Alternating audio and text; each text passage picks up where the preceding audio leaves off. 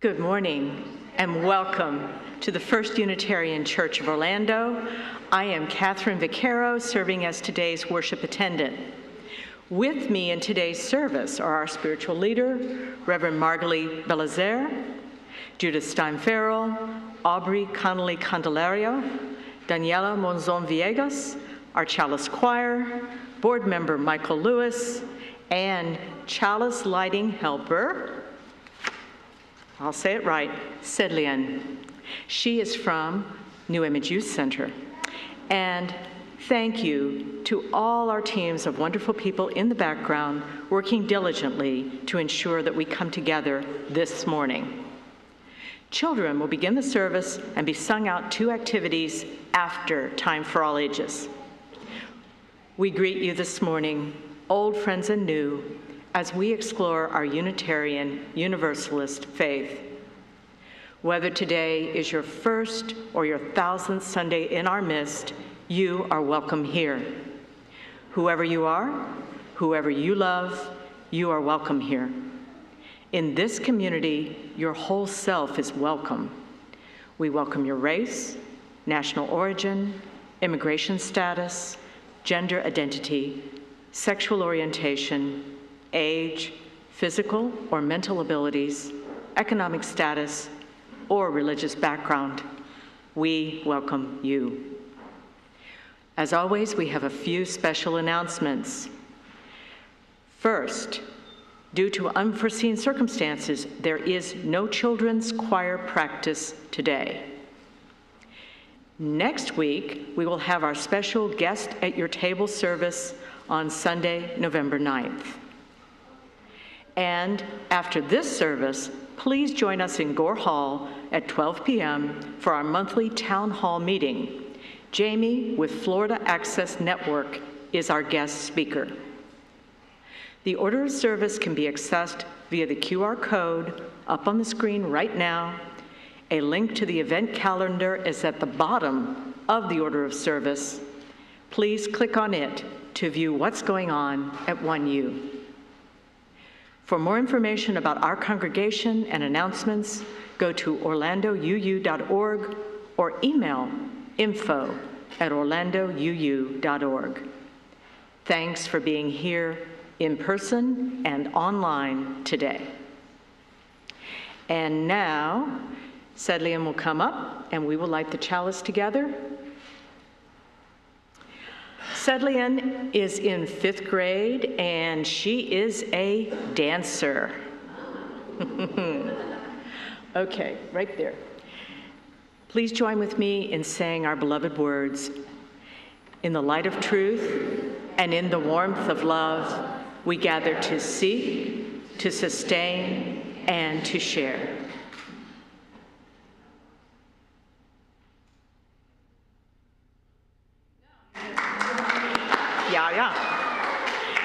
Now please stand as willing and able and join in singing our opening hymn, number 1002, Comfort Me. The words will be projected on the screen.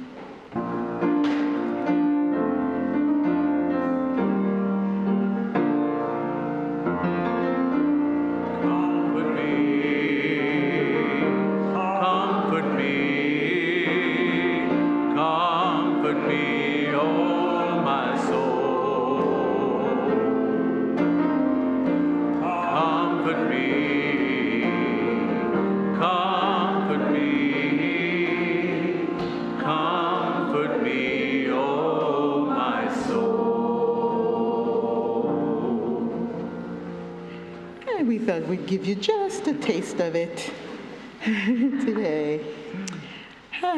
Good morning and welcome everyone. Come, all who are willing to meet the moment, to bring your questions, your curiosity, your wonder, and your worry.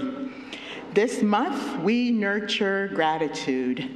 Not the easy kind that glosses over complexity, but the deep, steady gratitude that lives beside uncertainty, that looks at the world as it is, beautiful and broken, and still whispers, "Thank you." Today, in our Let's Talk About Bruno series, we turn toward one of those hard, necessary conversations. And today it's going to be about artificial intelligence, or AI, the kind of conversation that stirs both excitement and unease. May we allow ourselves to be challenged ethically by this complex topic. We ask what it means to be human in a world where intelligence can be built and where technology can learn to speak our voice. May this hour be a place where gratitude and discernment walk hand in hand, where no question is too risky to ask, and no answer too final to be re-examined.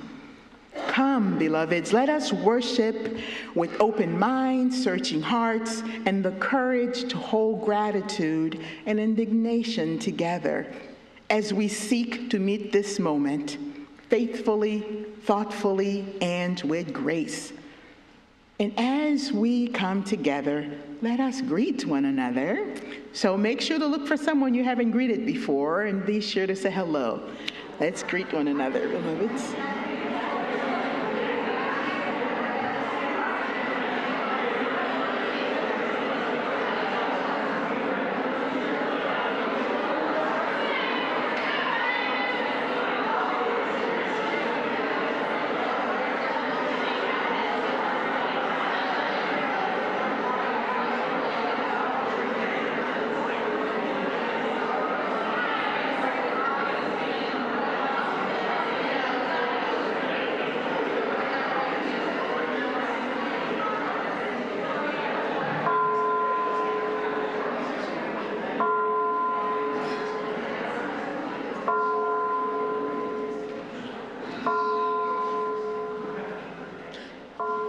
You know, I'm just glad that we're not on a teeter-totter, because this side of the room would go this way, and this side of the room would just be right up there. My name is Judith Stein-Farrall. I'm the director of Lifespan Religious Enrichment here at First Unitarian Church in Orlando, and I'd like to welcome any children and youth and children at heart that would like to join me up here for the Time for All Ages story to come join us on the carpet. Wait, you can hold on to it in a minute, okay? Or you can share holding on to it. So while we're doing that, what have I got here? It's hard to tell from the front. What is this from the back? A turtle. What is this? A piñata thingy. What's it look like? A piñata. A bunny. That's a piñata. So I have a tortoise and a hare. Okay. So we are going to tell the story today, talk about the story, the Aesop fable of the tortoise and the hare today. Does anyone in this circle down here know the story already? You're familiar with it, okay, that's good. So, are you familiar with it too? Okay, so, okay. Well, you can help me act it out, sure. Who wants to be the tortoise and who wants to be the hare? Okay, anyone that wants to be the tortoise, go on this, well, y'all start on the, everybody who wants to act it out, stand on this side. And if you're a tortoise, you'll do the tortoise part. And if you're the hare, you'll do the hare part. So once upon a time, folks, I'm gonna let many people do both parts, okay? Okay? So, once upon a time, the tortoise and the hare, it was decided that there should be a race between the animals. And the tortoise and the hare, someone said, I know, the race should be between the rabbit, the hare, because it's really, really fast. And someone said, okay, but I think the tortoise should race because I think the tortoise will do really great. Why would the tortoise not do great? Because he was slow. Because he moves very slowly. Why would the rabbit do really great? Because he's fast. Very, very fast. So the tortoise said, I think I'd be good at this race. And the rabbit said, I'd be great at this race, okay? Rabbits get really happy and fast. Who's the rabbits? Do I have any rabbits up here? Okay, all right. So watch out, we're gonna move in that direction to the other side of the carpet. So on the count of 3, and just do what I tell you to, the rabbit and the tortoise started moving towards the finish line, which is the other end of the carpet. And the rabbit started off really fast, but, go on rabbit, but hit a hole and fell down. Oh no! And the tortoises, and all the tortoises moved one step at a time, 1 foot, and then the next foot, and then the next foot, and then the next foot. And then the rabbit kept running and running and running and got way, way ahead of the tortoise and turned around, stopped, wait, come back here. And turned around and saw how far back the tortoise was and sat down and just kind of thought, I don't have to go any faster. I can wait. And he kind of lost track of time and looked up at the sky and saw how pretty it was. And the tortoise just kept going 1 foot and paying attention after the next foot, and then the next foot, and then the next foot. And then the tortoise went, oh my gosh, the rabbit said, the tortoise is almost there. I got to go catch up with him. And as he did, she got her hair caught in the branches of a tree and was busy right at the finish line, clearing the hair out of the branches of the tree. And the tortoise kept going 1 foot after the other foot, after the other foot, after the other foot, and got across the finish line before the hare. All right, come back here, ladies.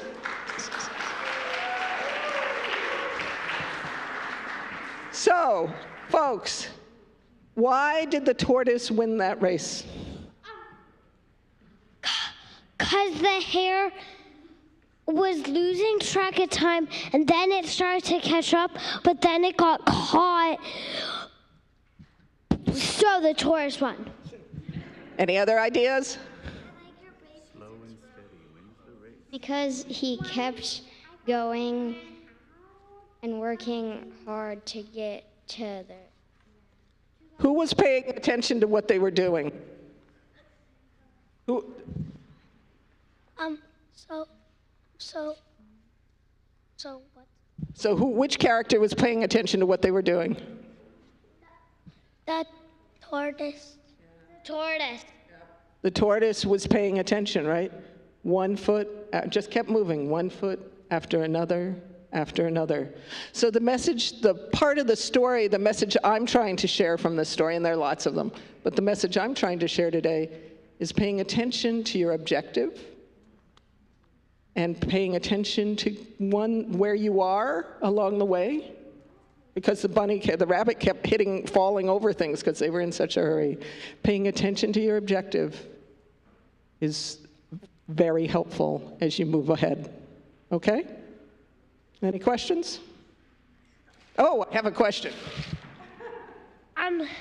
So I know what you're trying to say.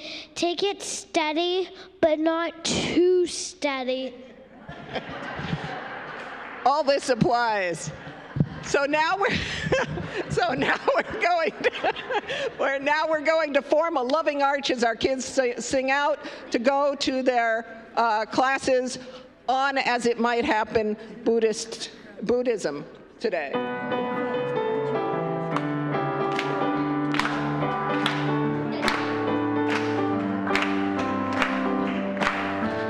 This little light of mine, I'm gonna let it shine.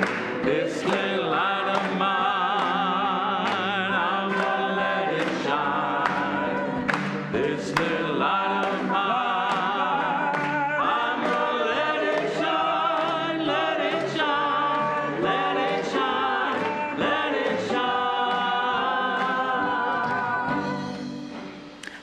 So I don't know that we'll have the tortoise and the hare story today, but we will have two sides of the issue today that we'll be sharing. But before I start here, let's just take a deep breath together, everyone.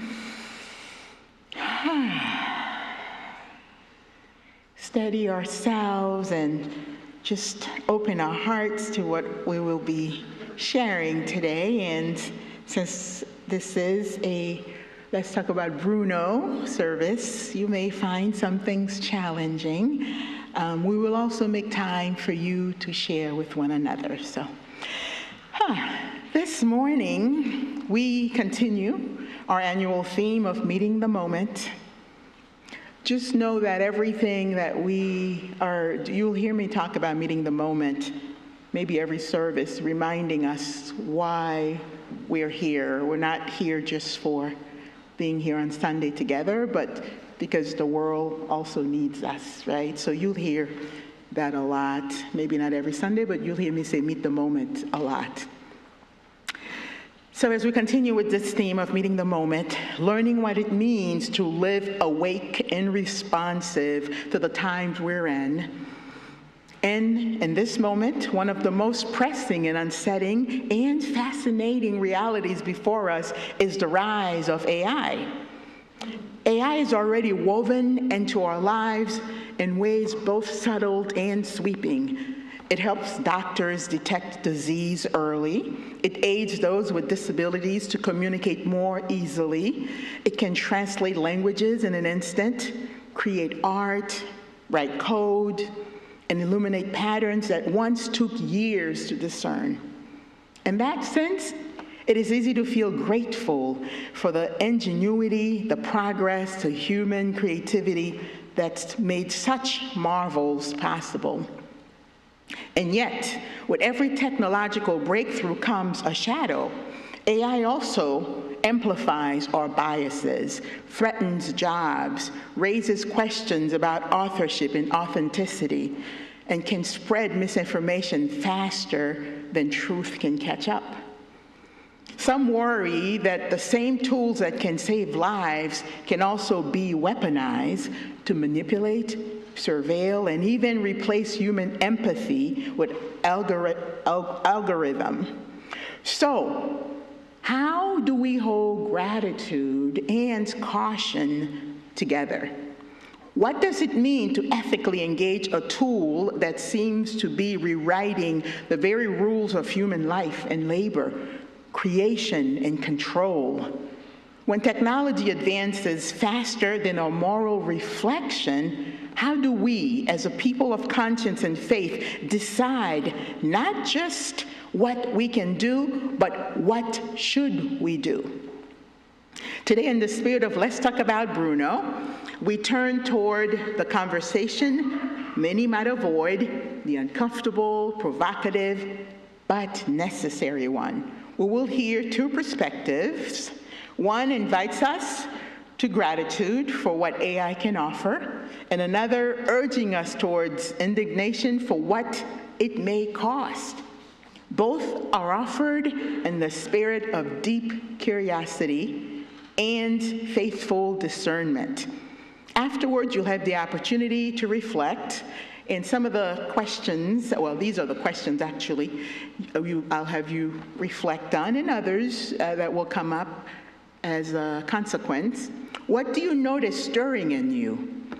Hope or hesitation? Wonder or worry? How might gratitude help you engage this issue without losing your moral compass? And how might indignation serve as a sacred alert, reminding us to protect what is most human within us? So, let us begin this conversation not with fear nor blind faith, but with courage. The courage to meet this moment together with eyes wide open and hearts awake. So, right after our invitation to generosity, we will begin.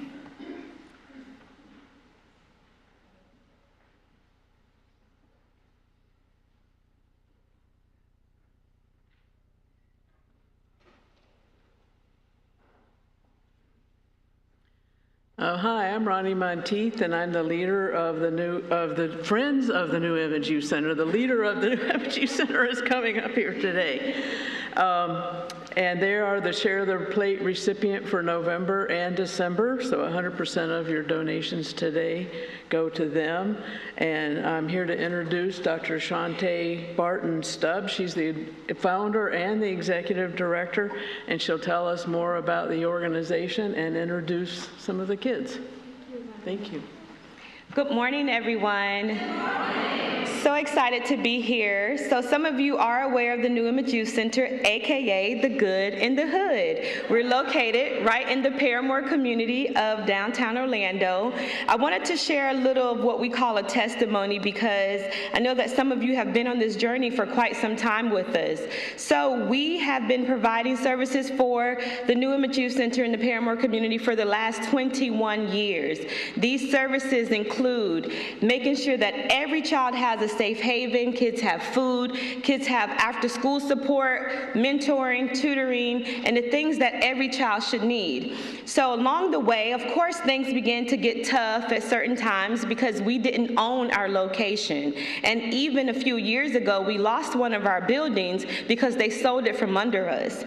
So for many years, we were afraid of what was going to happen because we thought we would have to move out of Paramore because of all of the changes that is happening. 3 years ago, unbeknownst to us, there was an individual, a CEO of Heart of Florida United Way, who had been paying attention to what we had been doing for the last 5 years prior. We had an intern that was working at New Image Youth Center, and she became a worker, an employee at Heart of Florida. She began to tell her boss, the CEO, about the organization and how it changed her life. That is how he became more aware of New Image Youth Center. 3 years ago, they decided to give New Image Youth Center $1 million to help us purchase, to help us purchase our own building in the Paramore community. So 2 years ago, we purchased this building that was really, really bad, but we just officially knocked it down in September of this year. So I just want to let you know that New Image Youth Center is officially in Paramore to stay. We have a long way to go. We're in a capital campaign, but we are going to continue for many generations to come the work that New Image Youth Center has done. So thank you so much for being a part. Thank you for believing in the mission, and thank you so much for everything that you do throughout the year. Just this week, we had our first event on our new land. It's not a building, just the land, and many of you were there for our trunk or treat. So before I end today, I would like to call, well, I do have Sedeline, who you've already met.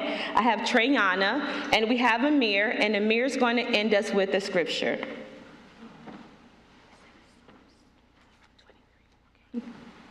So I will be coming, first of all, hello, my name is Amir, and I'm 13 years old, and I will be coming from Psalms 23. Yeah, though I walk through the shadow of the valley of death, I shall fear no evil, for thy rod and staff, they comfort me.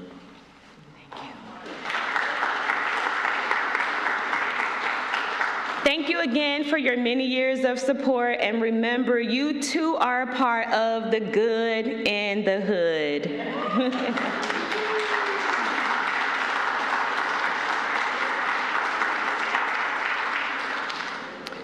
Thank you guys for being here. We really appreciate it, and it's been a pleasure to work with you guys well, I've been involved for a year, but the 1U as a whole has been involved for years. I don't even know how many years. So now we're going to start the offering, and I want to note that you can also give online. Wait a minute. Is this backwards? Sorry.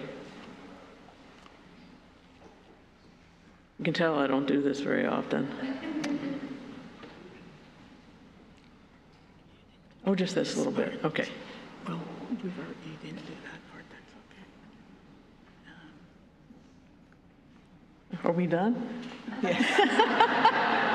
The entire collection today will go to the New Image Youth Center. Right. All right. Thanks, everybody. Sorry about that.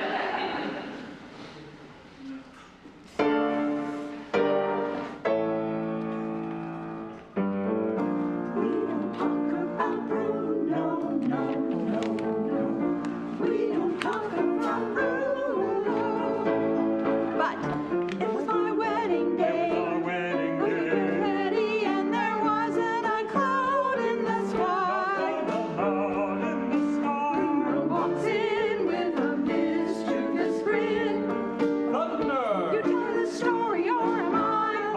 wanted me to go on. Says it looks like rain. Why did you tell us? So it floods my brain. But will I give you your buried in a hurricane? On a joyous day, but anyway, we don't talk about Bruno. No, no, no.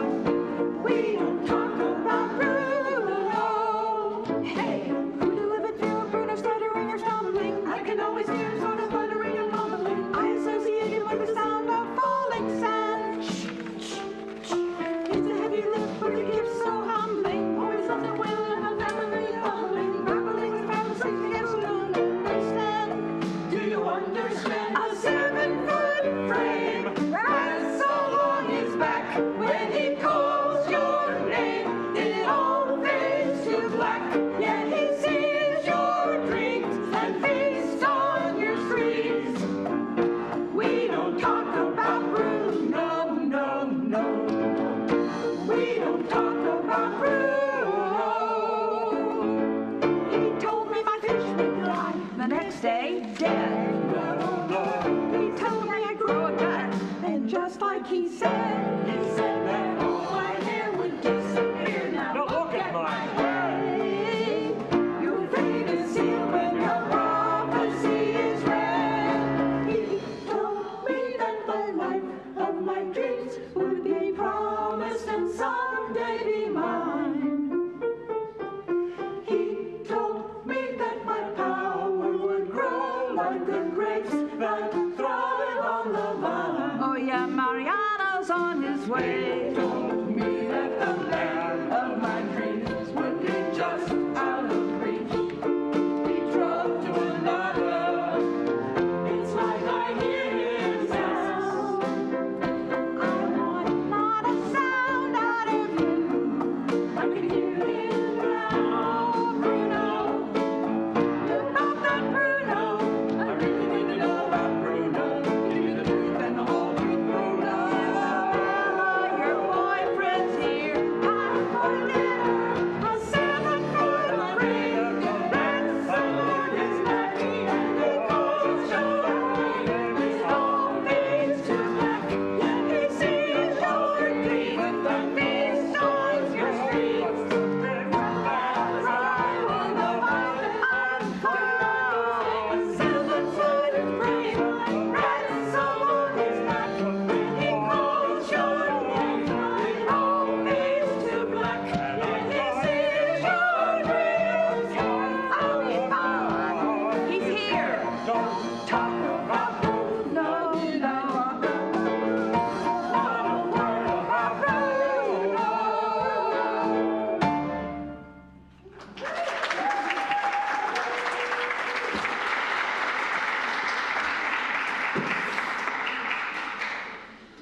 Okay, thank you. Let us joyfully receive what is offered here today in the spirit of gratitude and fellowship.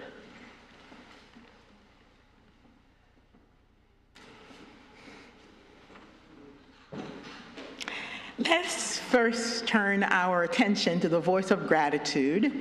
Throughout history, human progress has always carried both promise and peril, and yet it is often our gratitude for new possibilities that inspires us to use them wisely and well. This first reflection invites us to see artificial intelligence through that lens, to recognize its potential as a powerful tool for learning, for healing, for expanding access and creativity.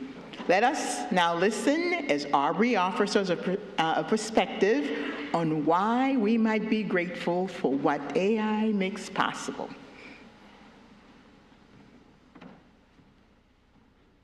Good morning. First, always be careful when you have conversations with Reverend Margalie about things you're passionate about. It seems to inspire sermons that then you are somehow part of. Oops. Guns don't kill people, people kill people. Is that the wrong speech? Oh, no, it's not. Guns don't kill people, people kill people. I read that in my biology textbook when I was in 7th grade. It was a big piece of paper, and as 11 or 12-year-old might think, wow, that's mind-blowing, that's so amazing.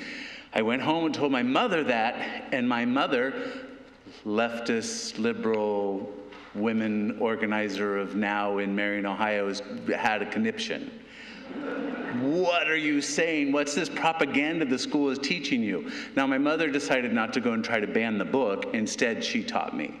And she said, no. A weapon is a weapon, or a gun is a weapon of destruction. It was created to kill. Whether it's used or not, that's its purpose. Other things are created that don't have a purpose that's necessarily nefarious. Dynamite, created by Alfred Nobel. The internet, it's a way we connect, but it's also a way we harass. In AI, it has a desire to assist, not take over. Every tool built to build can be twisted to destroy. It depends how we use it. Invention is not a threat. Intention is. AI is not evil. It can't be. It's an algorithm floating out there somewhere in the world. It doesn't have thoughts and feelings and intention. It has no soul, if we want to use that term. We give it soul or don't give it soul. We are the moral compass. I use AI daily. I mean, it's on my phone, it's on my computer, it's on all my computers, it's on all my devices. I love AI. It helps me especially organize mundane tasks. If anybody knows me, you know I need an assistant to keep me organized. Just look at them nodding over there. Traitors. My school, in fact, a few years ago, we had a big talk about how we're going to keep the kids away from AI. Oh, it's going to be horrible. Well, the last 2 years, we've had mandatory professional developments where all the teachers are learning to use AI.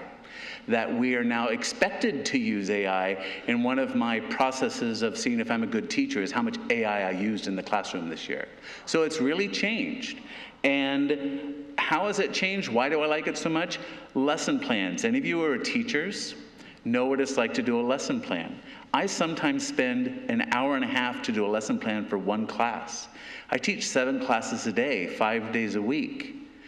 Hours and hours. I used to give up my whole Sunday afternoon and part of Monday morning to get my lesson plans turned in. Now, I can go to AI and say, write a lesson plan about teaching 7th chords to 10th graders in AP Music Theory. Press, it's done. It prints out 5 pages, I'm done.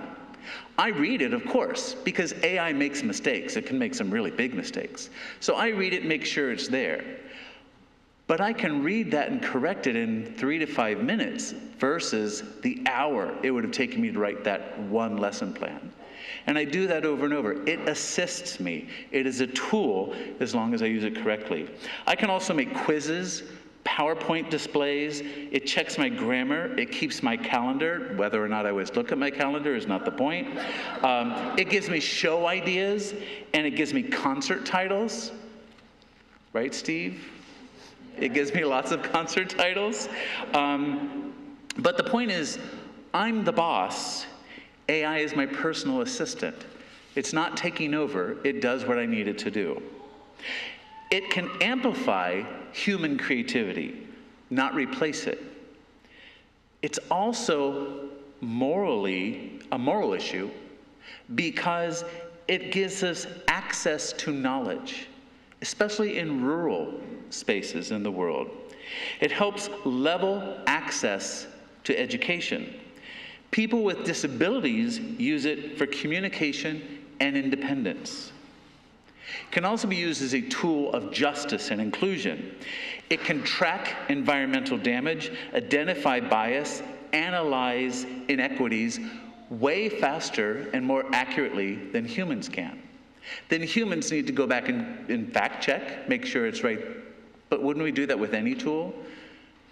I check my car often to make sure it's not going to die on the road. I don't just trust until it dies on the road. Well, maybe because I'm 58 years old and I'm mature. As a kid, maybe I let it die on the road.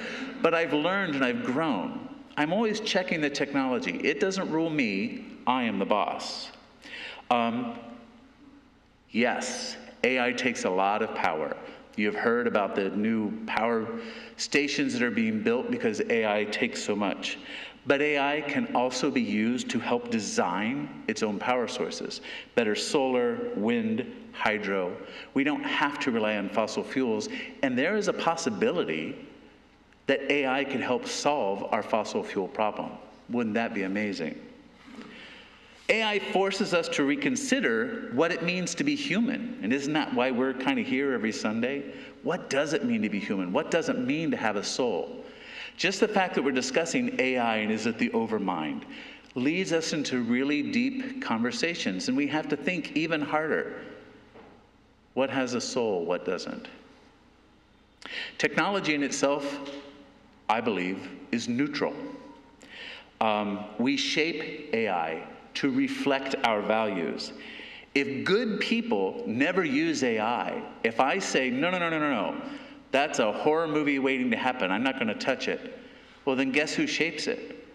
The people who are going to make a horror movie. We have to be in there. We have to be the voice teaching AI. AI learns. Do you want to be the teacher of AI, or do you want to let someone who has an orange face be the teacher of AI?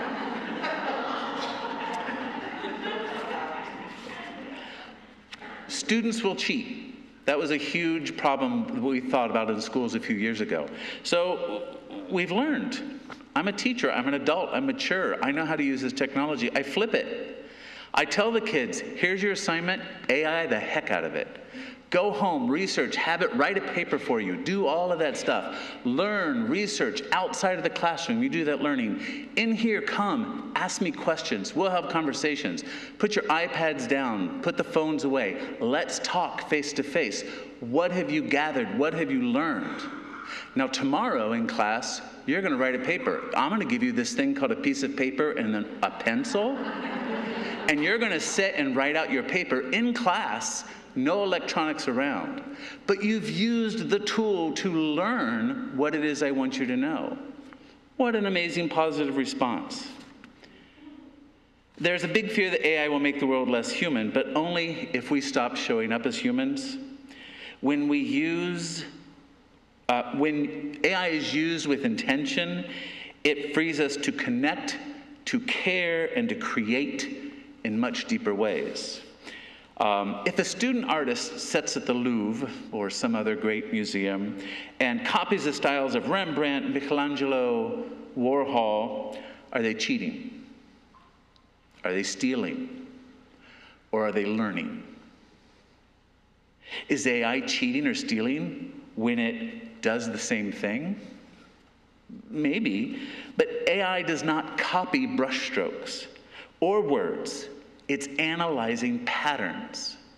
Now, we see a lot of those patterns come through and we can say, hey, I know that artist. I bet they were never paid for that work. AI has analyzed that pattern too closely. It doesn't feel right. Our job is to build boundaries that protect creators, licensing systems, attribution laws, transparent databases.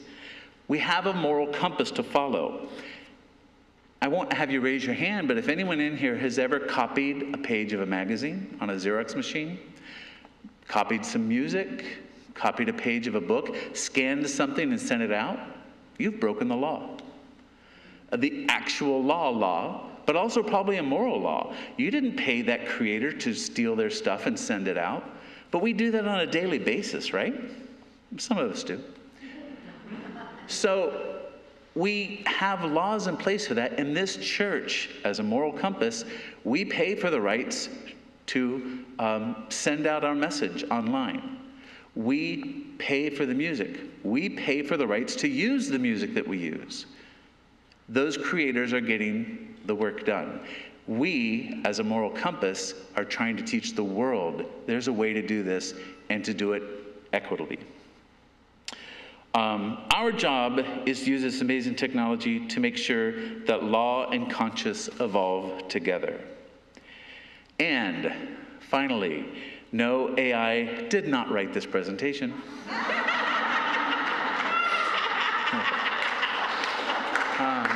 These are my words, but I did ask AI to help me organize my talking points. That is the balance. Technology sharpens humanity, not replaces it. No algorithm can speak with a human heart. Thank you.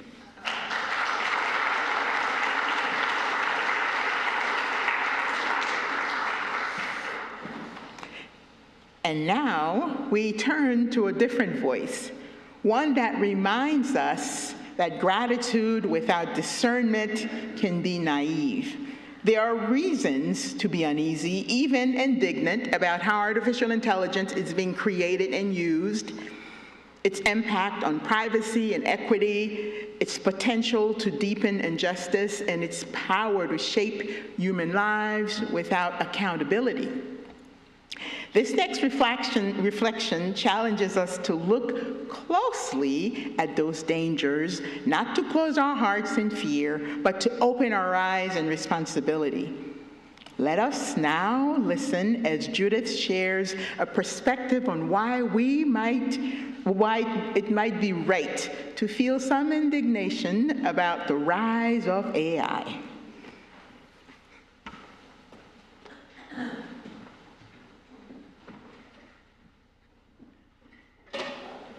I have to say that I'm loving following Aubrey because we dovetail amazingly well. To be clear, progress and technology have value, and I accept their place. But we need to be thoughtful and understanding, and in understanding the consequences, as Aubrey pointed out, for our choices in how we use it. Okay, different subject. I believe unless you were born with the magical ability, and some people are savants, you cannot do multiplication if you have not learned to add. And you cannot add if you have not learned to count.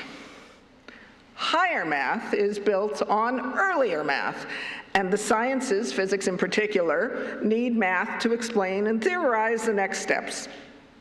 But it starts with the foundational understanding of earlier math. Unitarian Universalism was built on a progressive foundation of thoughtful intention and has evolved into a religious, I forgot, hold on. Oh, the clicker, my clicker. Oh.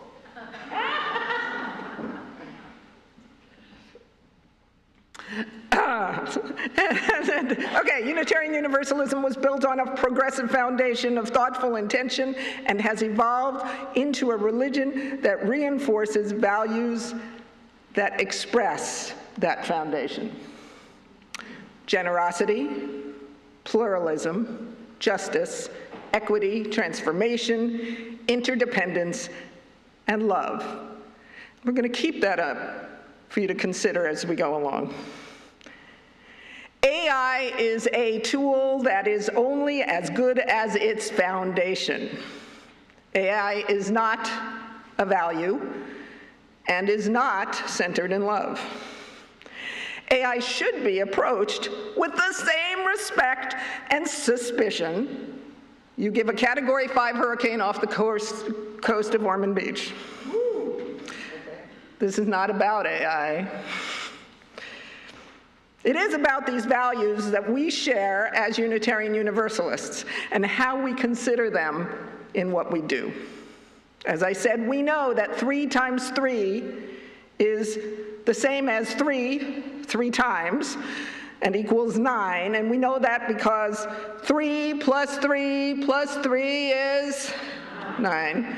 And we know that because we've experienced it, and we have the foundation to build on.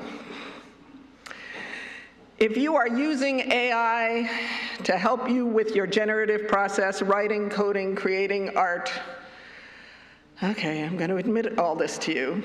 In my opinion, you are denying yourself the opportunity to learn from the practice of organizing your own thoughts and building a foundation of understanding what you are creating. Oh, and you're affecting your brain structure. The act of creation ignites areas in the brain that affect learning, memory, and cognition. The act of organizing your thoughts and implementing them affects the wiring in your brain. Use of AI cheats your audience of being exposed to your authentic results, of your own generative process, and you are no longer presenting your own work. You're assuming that AI is presenting legally available to share or copyright-free material, and that privacy walls were recognized. They were not necessarily recognized. And then there's that our current leadership, which Aubrey alluded to, has ordered our museums and educational institutions to change language and remove items from their websites, and to state facts about our world in a certain way in order to move their own agenda. So the foundation of the information out there is absolutely missing something. You are, in using AI, homogenizing, making it all the same, the writing quality of the bots, who average it out and find ways of spitting out more and more, catering to the 6th and 8th grade readability scores. The more you accept it and add to it, the more mediocre material is modeled for the bots. AI is incestuous. There's a book, The Chosen, by Chaim Potok, and in it the narrator, a conservative Jewish boy in 1940s Brooklyn, is in a study session with his friend who is a Hasidic, which means ultra-Orthodox Jewish boy who happens to have perfect recall memory.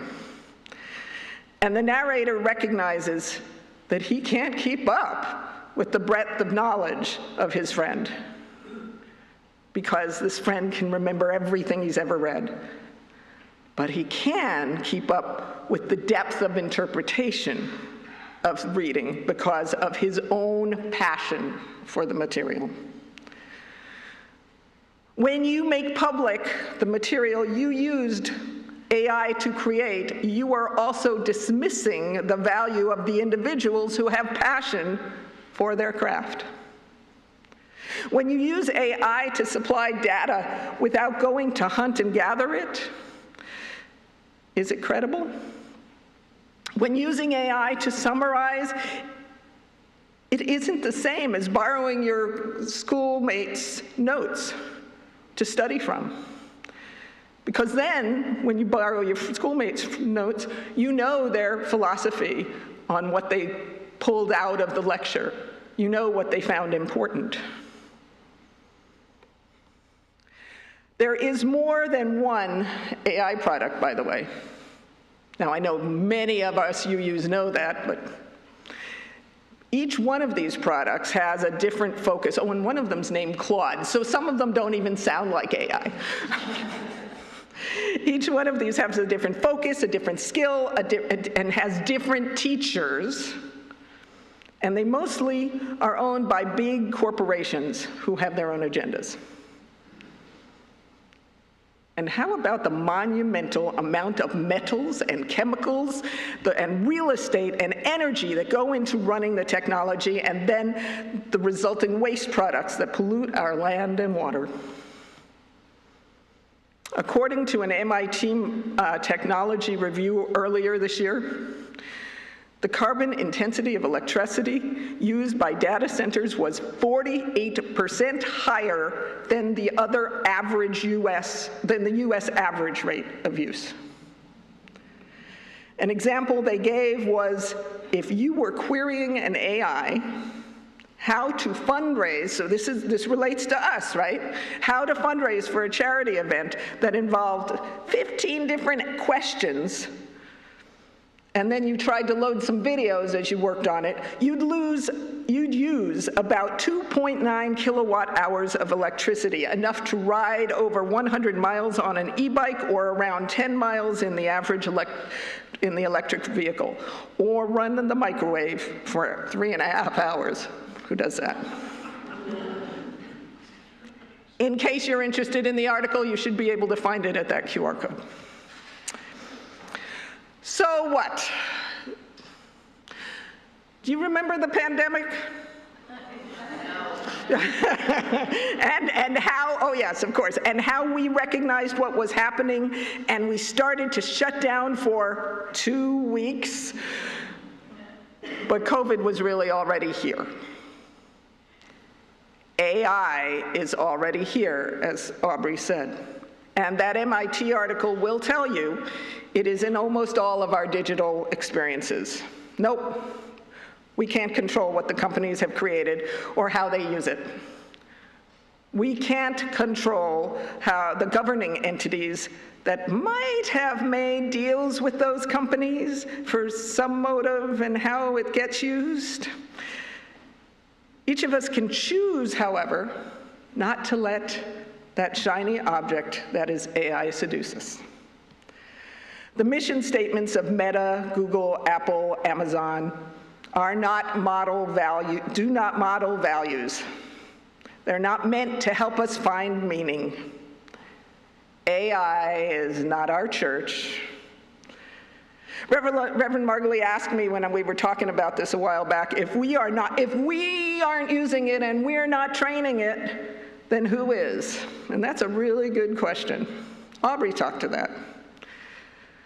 So when we interact with AI, we need to know that we are involved in its training. And be intentional. Help the next generations to learn to ask the right questions so they build their foundations of knowledge and experience. We must then question what gets fed us. Hey folks, I'm a Unitarian Universalist sinner. I use too much plastic, I leave my lights on a lot. I am very grateful for the invention of air conditioning, especially in Florida. I'm guilty of leaning on technology. Like Aubrey, this was not written by AI, but both Word and Google Docs have autocorrect, and I certainly used search engines. But you and I in this room are involved with Unitarian Universalists, and we are in a Unitarian Universalist sanctuary for a reason. In this space, we are reminded of our values. And those values hold us accountable. It is not about AI. It's about being part of something bigger and centering love right in the center of that something.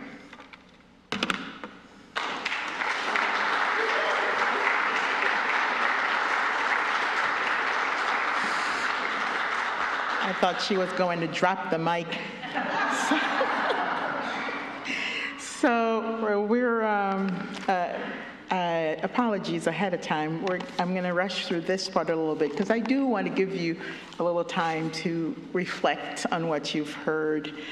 So each week we do make space for sharing of our joys and sorrows, more than to have a space to do that, but to remind ourselves that we are not alone, that we do not travel this world alone, and that we have a community. We have an abundance of flowers here, as you can see. And so the flowers behind me are from Nancy Harvey, who says, "These flowers are in memory of Dave Harvey, a devoted member of this church and its retired Unitarian Universalist men's organization, RUM." I know it's retired, I'm just reading it anyway. And the ones beside me are from Linda Andrews, who says, celebrating Linda and John's birthday and keeping all of our ancestors alive through the celebration of Dia de los Muertos. And a couple of joys and sorrows that were you completed when you came in, I just want to share. Oh, New Image Youth Center, as was mentioned earlier, celebrated their first on-property event. So it says we still have a long way to go, but the future is here. So.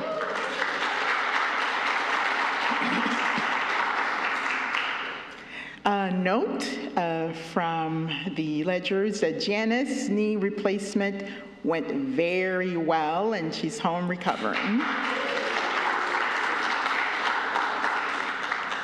Oh, Emmy says, my long hair is finally cut and on its way to kids with hair loss. This is from Emmy, yay. I know I saw Emmy earlier. Catherine Vicara asked us to send healing energy to new friend of one, you, Gail West, as she recovers from heart surgery. Oh, everyone, please keep Gail in your hearts and send healing energy.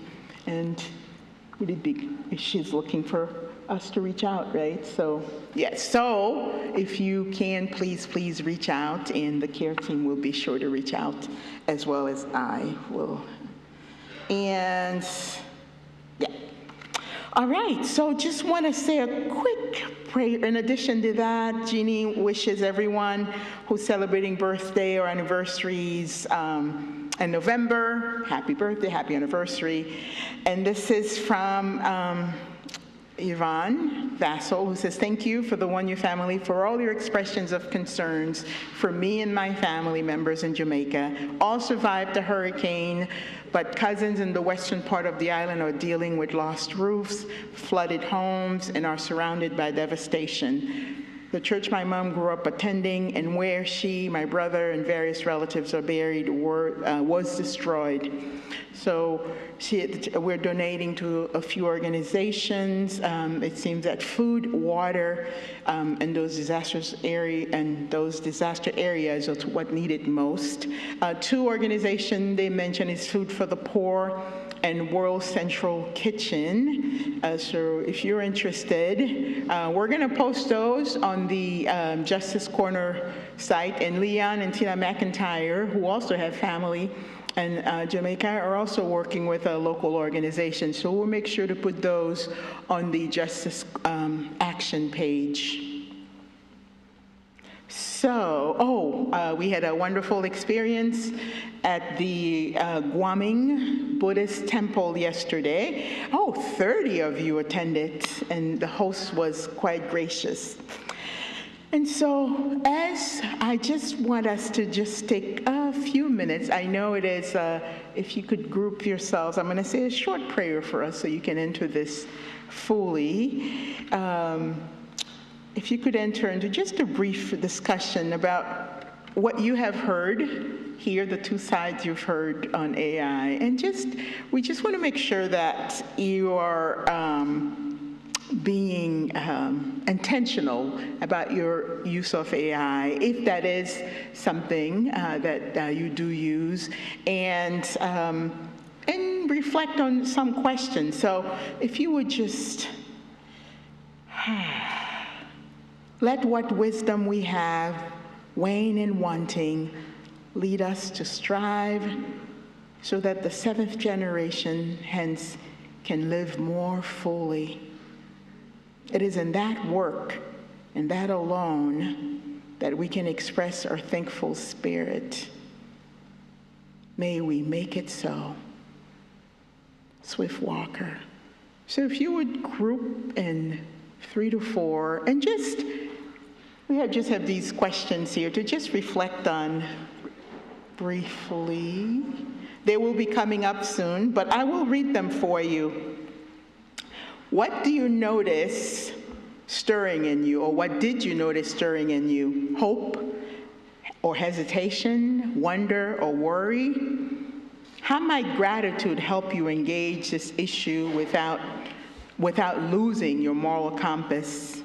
And how might indignation serve as a sacred alert, reminding us to protect what is most human? So if you could just take a couple of minutes, I do want to make space for that.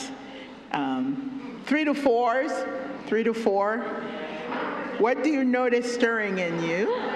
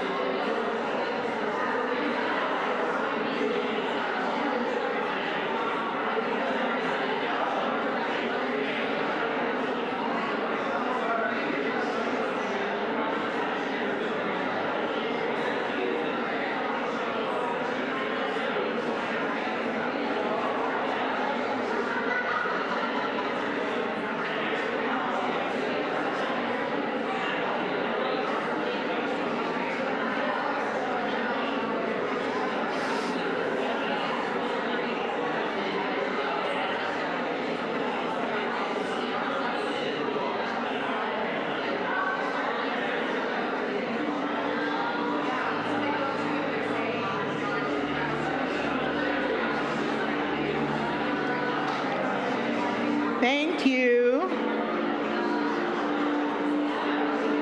Thank you so much for your courage and sitting with these questions.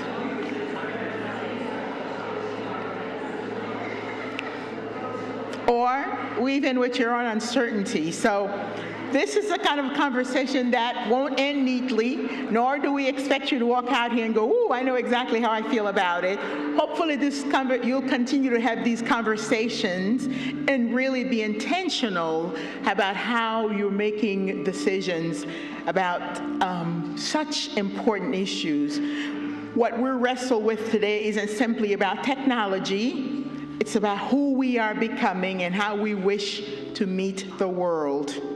So may we go forward not as those who fear the future, nor as those who surrender blindly to it, but as people willing to stay awake, to ask hard questions, to hold conflicting truth, and to choose compassion in how we use everyday tools that are at our disposal.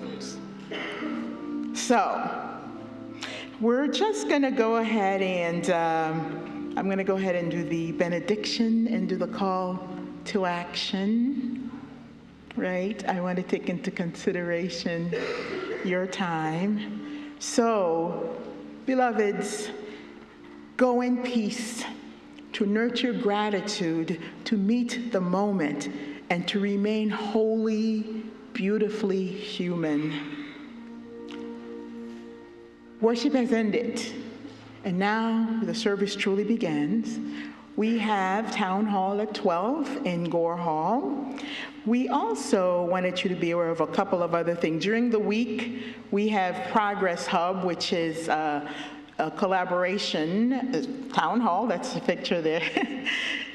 Justice Hub happens here every Thursday night. It is a collaboration between 1U and 5051. So it starts at 7 and 6, 6, giving you the wrong time, 6, and they're here every Thursday. And the other thing is, with the hurricane that Melissa, right? Melissa, that really, a lot of people are calling it one of the worst, certainly that has hit Jamaica.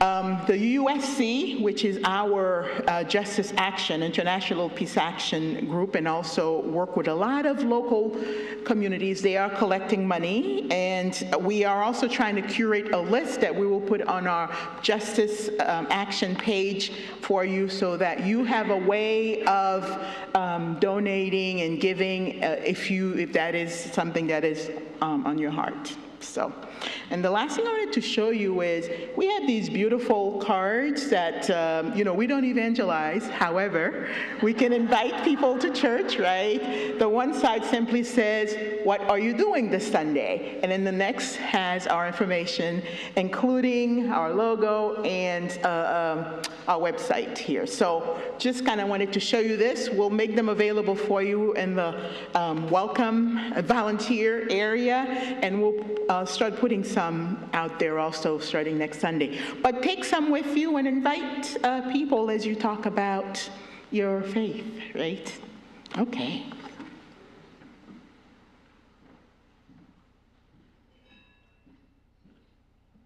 Please say these words with me as we extinguish the chalice.